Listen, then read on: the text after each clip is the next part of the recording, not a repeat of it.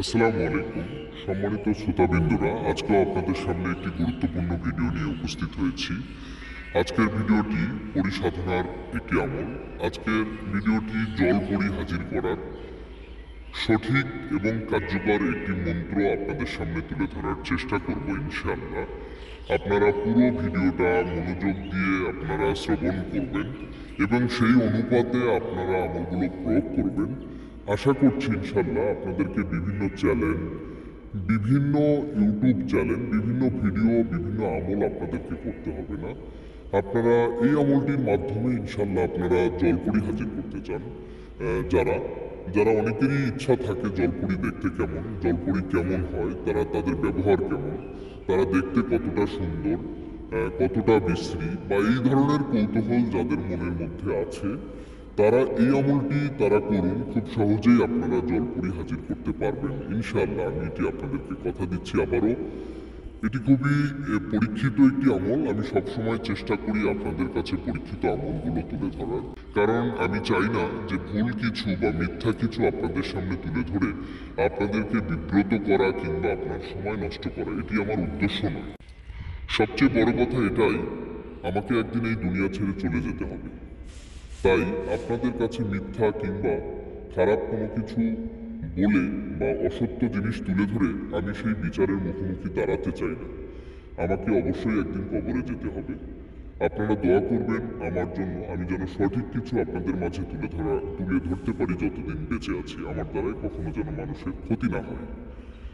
একান্ত যারা এই আমলগুলো করতে পারবেন না, যাদের জন্য খুবই কষ্টসাধ্য হয়ে পড়ে, আমি তাদের কাছে অনুরোধ করতে চাই তারা এই আমলগুলো করবেন, অন্যথায় আমার সঙ্গে যোগাযোগ করবেন। আমি এখান থেকে করে দেওয়ার জন্য চেষ্টা করব ইনশাল্লাহ। যারা করতে পারবেন না বা যাদের পরিবেশ পরিস্থিতির কারণে যারা করতে পারছেন না, তাদের জন্য এই কথাটি বলা। আপনারা যোগাযোগ করবেন। আপনাদের যোগাযোগের জন্য নাম্বার দেওয়া আছে, আপনারা ইমো কিংবা হোয়াটসঅ্যাপে যোগাযোগ করুন। যোগাযোগ করে আমার সঙ্গে বিস্তারিত কথা বলুন। আমি চেষ্টা করব আপনাদেরকে সহযোগিতা করার জন্য ইনশাল্লাহ। তো যাই হোক, অনেক কথা বলে ফেলেছি, আর কথা বাড়াই না। আজকে আমলের বিষয়ে কথা বলি। আজকের আমলটি করার জন্য অবশ্যই নদীর ধারে যেতে হবে। নদীর ধারে গিয়ে আপনাকে এই আমলটি করতে হবে। আমলটি করার আগে আরও কিছু পূর্ব শর্ত আছে। আপনাদেরকে তুলসী পাতার একটি মালা গাঁথতে হবে। তুলসী পাতার একটি মালা গাঁথতে হবে। সেই মালা, দুইটা মালা পড়তে হবে। দুইটা মালা আপনাদেরকে পড়তে হবে। বানানোর পরে দুইটি মালা আপনার পড়তে হবে।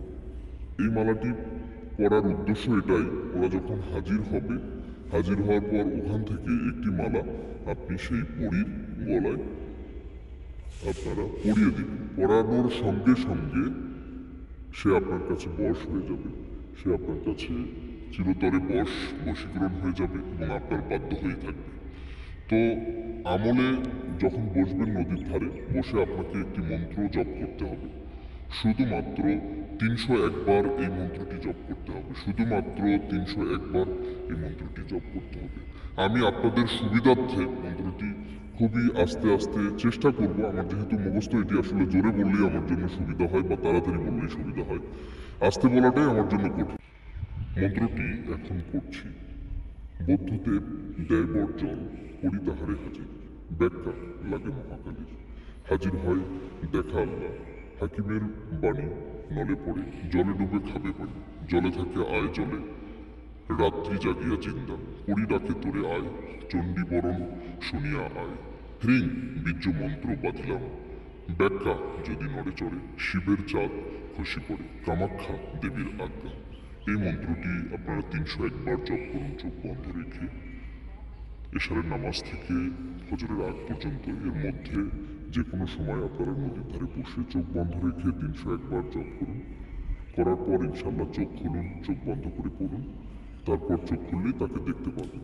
কথাবার্তা বলুন, আর হাজির হওয়ার সঙ্গে সঙ্গে আপনার গলায় যে মালা আছে সেই মালাটি, একটি মালা তাকে পরান। তারপর আপনারা কথা বলুন। অবশ্যই ভয় পাবেন না, ভয় পাওয়ার কিছু নেই।